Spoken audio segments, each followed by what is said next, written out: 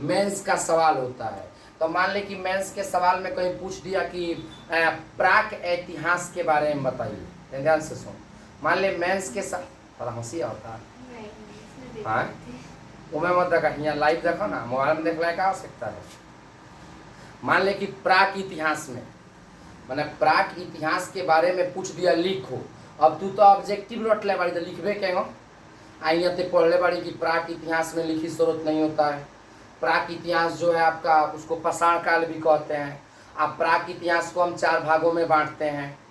प्राक इतिहास को 4 भागों में बांटा गया है। पूरा पाषाण काल है, मध्य पाषाण काल है, नव पाषाण काल है, उत्तर पाषाण काल जिसका दूसरा नाम ताम्र पाषाण काल है। अब इसमें क्या है क्या नहीं कैसे है सब पढ़ाएंगे। खैर वीडियो बनाना था इसीलिए लिख दिए हैं बोर्ड पर, तो बनाएंगे क्या, लिखेंगे तो हिलेगा नहीं, बट लिखना तो हमको पड़ेगा। तो चलो तुमको बताते हैं, सुनोगे, पढ़ाए ना, दिमाग रिलैक्स है। चलो आर यू रेडी? जी सर, जी सर कहने भैया है खेत में, यस सर। क्या लिखा गया है बोलो, उसको छोड़ ना, अपन काम करो था। क्या लिखा गया है बोलो? इतिहास को इंग्लिश में, इतिहास को इंग्लिश में हिस्टोरी बोलते हैं।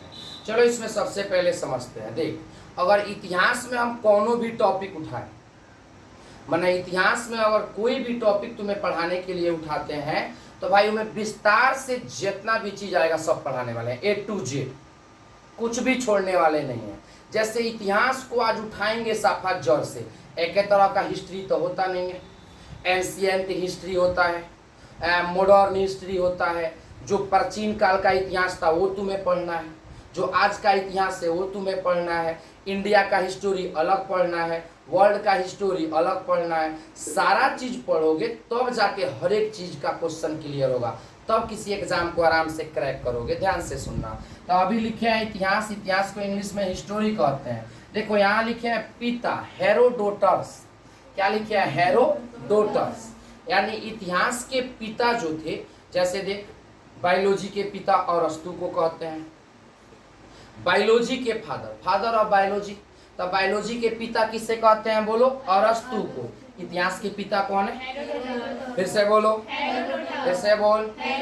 तो इतिहास के पिता हो गए हेरोडोटस, हेरोडोटस। अब समझो क्या हुआ, इतिहास में अभी हमरा कुछ नहीं खे जाने के। हाँ, इतिहास का मतलब कोई पूछेगा तो इतिहास, इति का मतलब होता है बीत या हास माने कहानी। इति का मतलब बीत या हास माने भाई जो कहानी बीत गया हम उसे क्या कहते हैं? इतिहास कहते हैं। आओ इतिहास को बांटते हैं। देख, इतिहास को 3 कालखंडों में बांटते हैं। इतिहास को कई कालखंडों में बांटते हैं? एक और चीज दिमाग में नोट करना है, जो छूटेगा गड़बड़ी होगा तुम ढीके वहां से बोलना, हम रुकेंगे। इतिहास के पिता कौन? हेरोडोटस। इतिहास को कितने कालखंडों में बांटे हैं? 3। तीनों का नाम लिखे है ना, पहला पढ़ के सुना।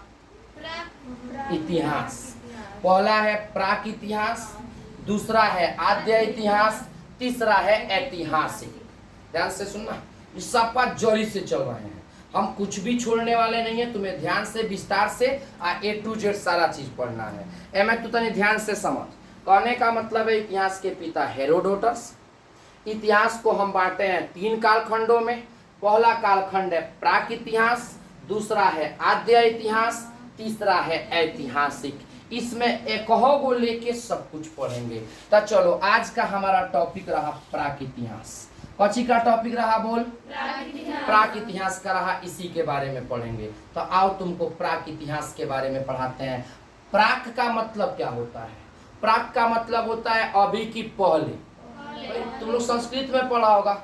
जैसे देख, अद्य माने आज, अहम माने आवाम माने, हाँ बहुत बढ़िया, आवाम माने तुम दोनों। चलो इधर देखो, पढ़ती पढ़ते याद है? पढ़ती पढ़ता, पढ़सी पढ़त, पठामी पठावा। संस्कृत तो एक ऐसा ना लैंग्वेज है, इतना बढ़िया लैंग्वेज है, पढ़ो तो अच्छा भी लगे। बोल भी सकता है संस्कृत, गा भी सकता है तुम संस्कृत। हमसे कहो गा के सुना देते हैं, लेकिन ना गाए तो पढ़ेगा तो तू भी गा सकता है। लिखे हैं प्राक इतिहास। क्या लिखे हैं? प्राक। तो प्राक का मतलब होता है पहले। प्राक का मतलब क्या होता है? तो आओ इसके बारे में पहला पॉइंट जानते हैं, प्राक इतिहास के बारे में। देख, इसे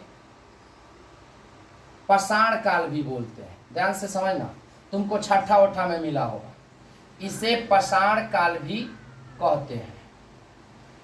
एक और टॉपिक नोट करोगे, दिक्कत होगा तो बोलना। हम प्राक इतिहास कहीं और चाहे एकरे के पाषाण काल कहीं, कोनो भारी बात नहीं है। और छठा सातवा तुम बढ़िया से पढ़ा नहीं तो करेगा क्या? मैंने छठा सातवा बढ़िया से पढ़ ली ना तो करवे का। देख, इसीलिए बोला जाता है एनसीईआरटी आज के डेट में बहुत मायने रखता है। कहानी नहीं बना है, बड़े बड़े टीचर कहानी बना देते हैं, कहानी हैंगबा।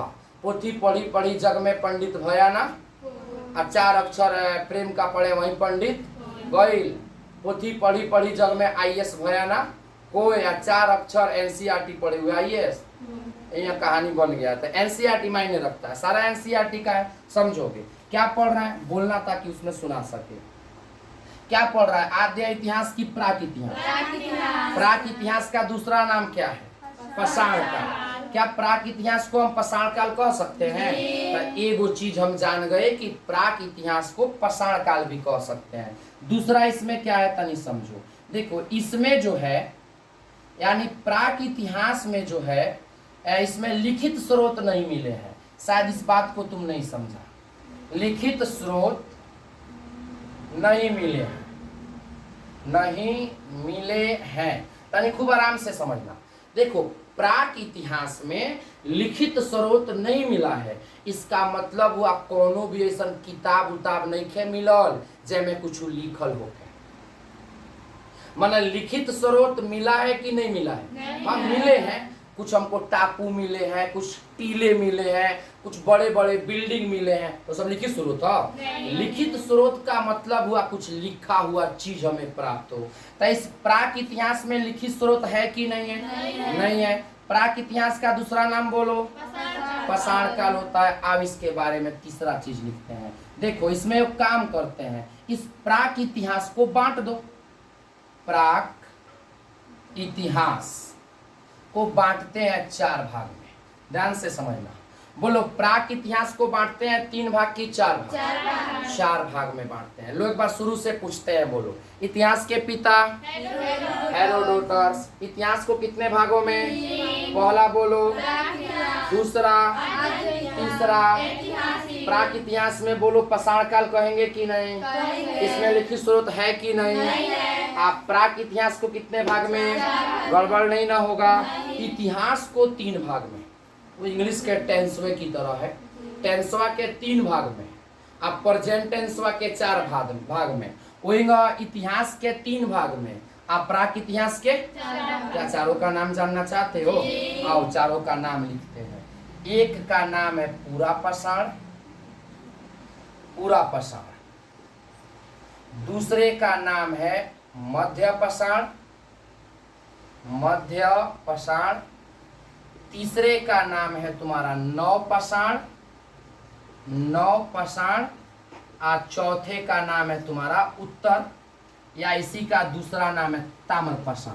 ध्यान से समझोगे, खूब आराम से समझना। हम एको गो चीज ना छोड़े। तू है भले कंपटीशन वाले बैच में, छठा हो, 7वां हो, 8वां हो, 9वां हो, 10वां हो, आईए हो, बीए हो, किसी भी क्लास का अगर हिस्ट्री तुमको दिया जाए ना, रगड़ के रख दोगे। पढ़ दिया तो सारा चीज छठा का है, A to Z। तो यहाँ तुमको एनसीईआरटी के साथ साथ हर एक चीज पढ़ाने वाले हैं। देखो, मैप तुम जीवन में ना देखा है और ना पढ़ा होगा। मैप का क्लास कैसे होता है हम थोड़ा के वो भी पढ़ाएंगे, लेकिन अभी समझने का प्रयास करो। हम शुरू से आते हैं। यहाँ से बोल, प्राक मने शुरू में कि पहले? अब प्राक इतिहास को 1 भाग में कि 4? सब कोई बोलेगा। पहला बोलो पूरा पाषाण, दूसरा बोलो नव पाषाण, तीसरा, चौथा उत्तर या ताम्र पाषाण। ताम्र माने तांबा होता है, इसे ताम्र पाषाण इसीलिए कहते हैं क्योंकि इस काल में तांबा का खोज हुआ था। अब देख, विस्तार से इसमें हमको हर एक चीज पढ़ना है। कैसे पढ़ना है हम तोरा के समझाते हैं। देखो, प्राक इतिहास, प्राक इतिहास का मतलब होता है पहला इतिहास। देख, तो इसे हम पाषाण काल भी कह सकते हैं। प्राक इतिहास में लिखित स्रोत तो नहीं है। प्राक इतिहास को 4 भागों में बांटा गया है, पूरा पाषाण, मध्य पाषाण, नव पाषाण, उत्तर पाषाण। अब जानने का प्रयास करेंगे।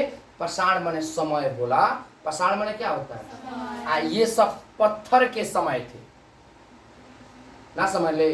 पहले पत्थर के घर बने, पत्थर के औजार बने, इसीलिए पाषाण नाम रखा गया है।